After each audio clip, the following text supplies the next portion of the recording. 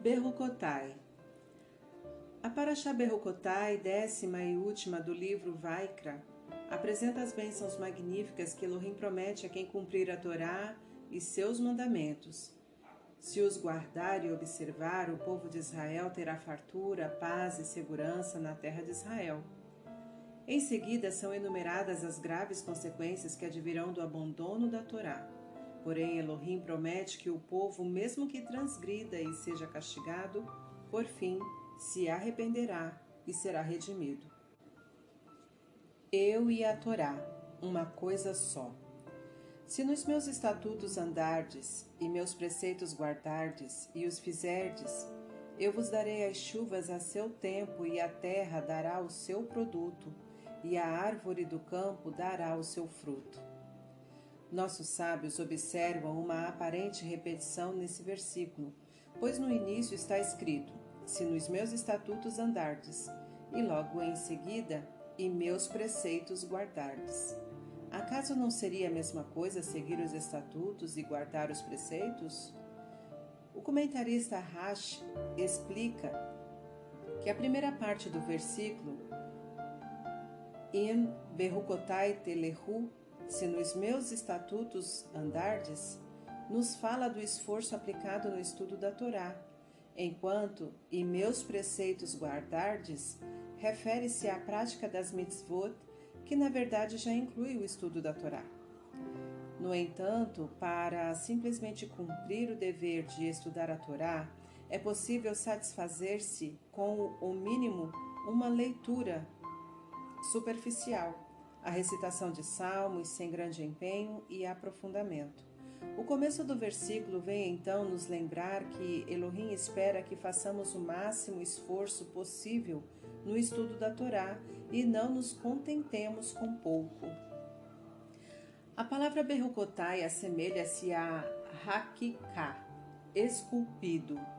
A Torá está indicando, portanto, que o estudo deve ficar esculpido, gravado no judeu. O que isso significa? Façamos uma analogia. Um texto ou mensagem pode ser escrito à tinta sobre papel ou pergaminho ou gravado em pedra. A escrita sobre o papel posteriormente pode ser apagada, mas não entalhe na pedra. A mensagem esculpida só desaparecerá se a pedra for quebrada. Em outras palavras, a união entre tinta e papel não é absoluta. A tinta pode ser removida, o que mostra que a escrita não faz parte do papel. Porém, há uma união absoluta entre a pedra e as letras nela esculpidas. Elas agora fazem parte da pedra e não é mais possível separá-las. Obviamente, é muito mais fácil escrever no papel do que gravar na pedra. O mesmo ocorre no estudo da Torá. Quando o indivíduo se liga à Torá de forma ligeira, simples, sem empreender o devido esforço, há a Torá em seu interior, mas ela pode ser apagada, porque a união não é completa. Ele e a Torá continuam sendo duas entidades distintas. Por outro lado, quando a pessoa imprime a Torá em sua vida, ela jamais se apagará, pois a gravura passa a ser parte constituinte da própria pessoa. A Torá promete recompensas ilimitadas ao indivíduo que alcança esse grau de união perfeita para com ela, que vão muito além da retribuição usual concedida a quem cumpre as mitzvot. Contudo, como é possível atingir um nível tão alto? Talvez alguns até desistam de tentar, por imaginar que o esforço necessário seja grande demais. Mas um dos grandes mestres do judaísmo, o Rabi Akiva, só começou a estudar com 40 anos de idade depois de ver uma cena que o impressionou fortemente. Akiva era pastor dos rebanhos de Calba Sávua, um dos homens mais ricos de Jerusalém naquela época. Embora tivesse um bom coração, ele era totalmente ignorante em Torá. Mesmo assim, a filha de Calba, Sávua, Rahel, escolheu-o como marido, com a condição de que ele fosse estudar. Depois do casamento, certo dia, Akiva fazia uma caminhada quando viu uma rocha perfurada. Ele percebeu que o furo fora feito por gotas de água que pingavam sobre a rocha continuamente. Akiva concluiu que, se diminutas gotas de água eram capazes de perfurar uma rocha, a Torá conseguiria penetrar em seu coração. A partir desse momento, dedicou-se intensamente ao estudo da Torá e, depois de algum tempo, tornou-se o grande mestre Rabi Akiva. Daí se pode aprender uma grande lição e obter muita motivação para unir-se de forma absoluta com a Torá, para gravá-la em nossa vida. Não há necessidade de uma força extraordinária ou esforço sobrenatural. Basta uma dedicação constante, ininterrupta, e a Torá penetrará naturalmente em nosso coração e passará a ser parte integrante de nós. Dessa forma, todas as bênçãos mencionadas na Parashá serão concretizadas para nós, nossas famílias e todo o povo de Israel. Uma grande responsabilidade. E me lembrarei da minha aliança com Jacó, e também da minha aliança com Isaque, e também da minha aliança com Abraão me recordarei. Esta semana a Torá descreve as 49 maldições que, Elohim nos livre, poderiam acometer o povo de Israel se os mandamentos divinos não fossem cumpridos. Porém, na relação das possíveis desgraças, há um versículo que parece estar fora de lugar. E me lembrarei da minha aliança com Jacó, e também da minha aliança com Isaque, e também da minha aliança com Abraão. Me recordarei. Por que essas palavras foram inseridas aí? Que maldição haveria em lembrar-se dos patriarcas? Acaso a intenção seria consolar os judeus, afirmando que, apesar de tudo, Elohim se lembrará de Abraão, Isaac e Jacó? Mas por que então colocá-las em meio a versículos que enumeram grandes sofrimentos? O Maguid de Dubno nos oferece uma explicação com a seguinte parábola. 2 bandidos capturados pela polícia foram levados a julgamento perante um juiz, que os interrogou separadamente, perguntando-lhes quem eram, de onde vinham, quem eram os seus pais, onde moravam, o que faziam e assim por diante. Depois de ouvir as respostas, o juiz disse ao primeiro réu: "Conheço bem o seu pai. Ele é de casa, já foi julgado aqui várias vezes. É um criminoso antigo e experiente." Ao segundo acusado, que tinha origem bem diferente, o juiz replicou: "Sei quem é seu pai, um grande rabino famoso e respeitado." Finalmente foram pronunciadas as sentenças. O primeiro recebeu um castigo leve, enquanto a pena do segundo foi severa.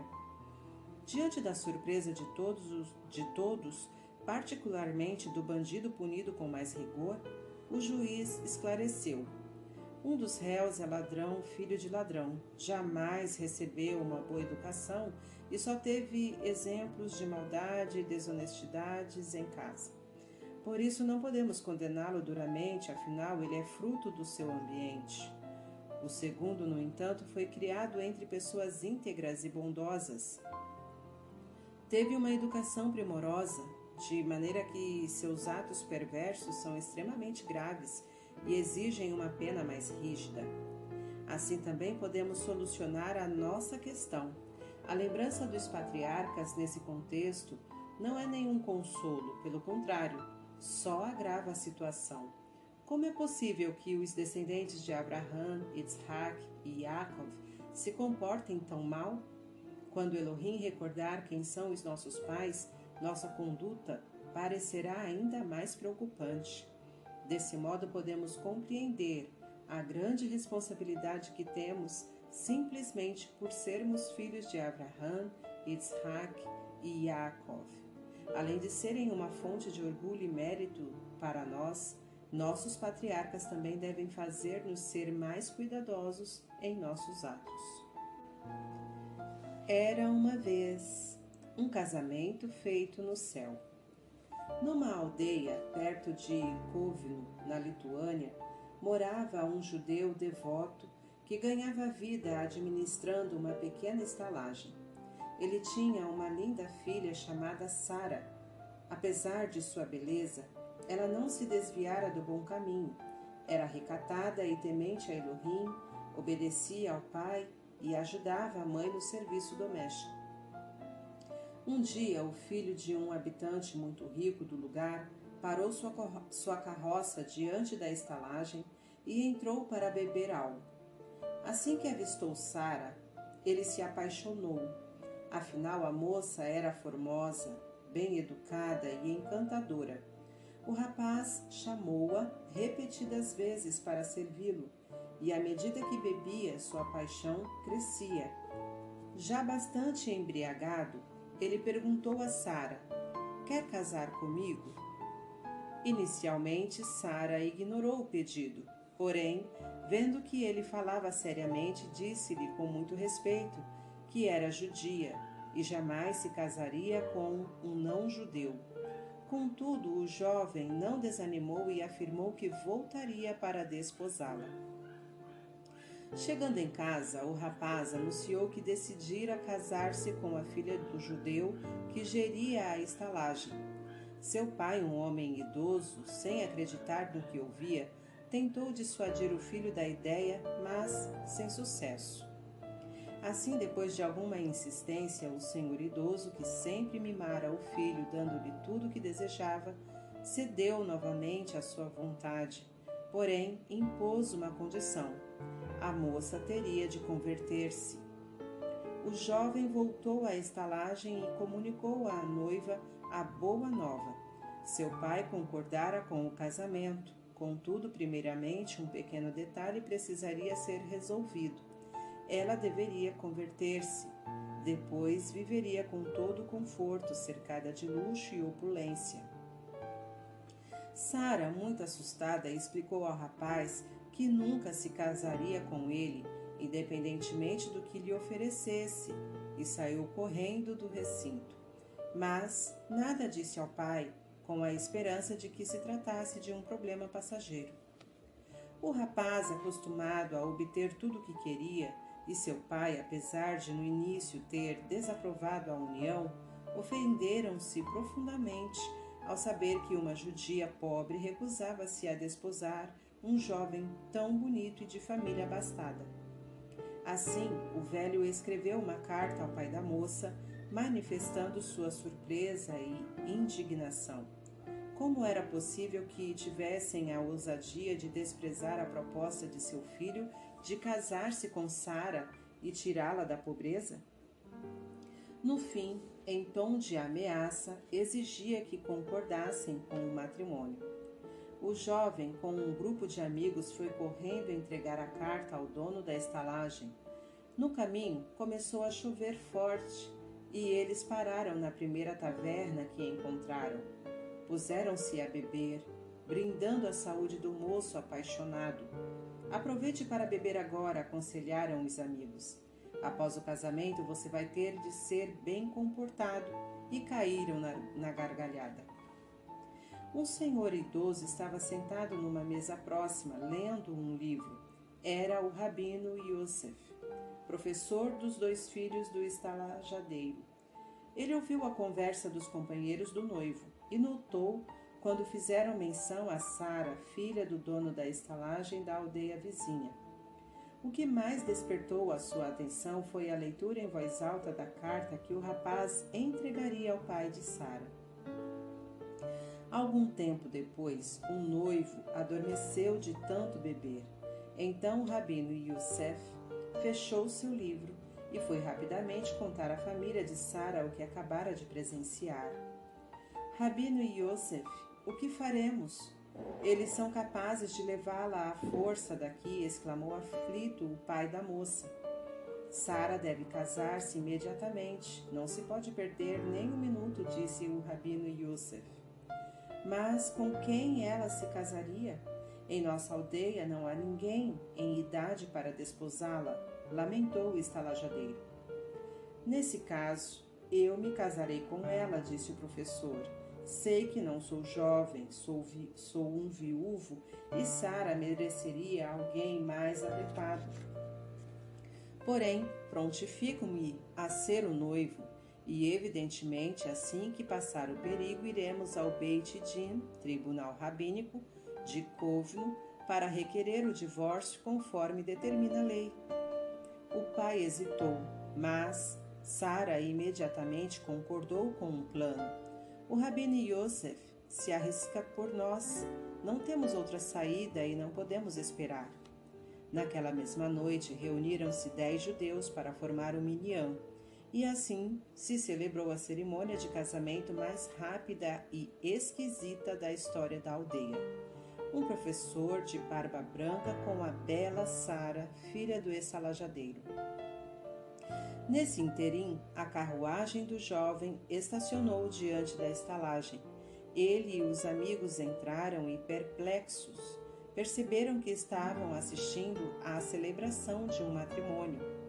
Sejam muito bem-vindos, disse o pai da noiva aos rapazes que acabavam de chegar, convidando-os a brindar a saúde dos recém-casados. O jovem apaixonado estava atordoado. Ele se atrasara e agora Sara era uma mulher casada. Decepcionado, ele se foi com os companheiros. O rabino Yosef levantou-se e disse: Meus amigos, devemos agradecer a Elohim o milagre que nos aconteceu. Realizamos o casamento para salvar Sara de uma desgraça. Agora que o perigo passou, estou pronto para divorciar-me dela, a fim de deixá-la livre para desposar quem quiser. O estalajadeiro agradeceu efusivamente ao rabino Yosef e aos convidados. Em seguida, voltou-se para Sara e disse: Filha, tire o vestido de noiva. Vamos ao tribunal rabínico. Sara respondeu: Concordo em ir à cidade com o meu marido, mas não para solicitar o divórcio. Elohim nos fez marido e mulher, e tenho certeza de que nossa união foi feita no céu. Eu não poderia ter um marido melhor do que este que arriscou a vida para me salvar. Assim, o velho professor e Sara permaneceram casados. Um ano depois, foram abençoados com o nascimento de um filho que chamaram de Aryeh Leib. O pai de Aryeh Leib não viveu muito tempo para desfrutar o seu tesouro. O menino foi criado e educado pela mãe. Tornou-se um grande tzadik, que tinha o poder de fazer milagres, e ficou conhecido como o Rabino Leib de Sara, um apelido carinhoso em homenagem à sua mãe. De tempos em tempos, ele contava a história do casamento de seus pais para que servisse de exemplo, mostrando que todos nós somos capazes de manter-nos firmes diante dos testes e de sacrificar-nos para conservar a nossa fé.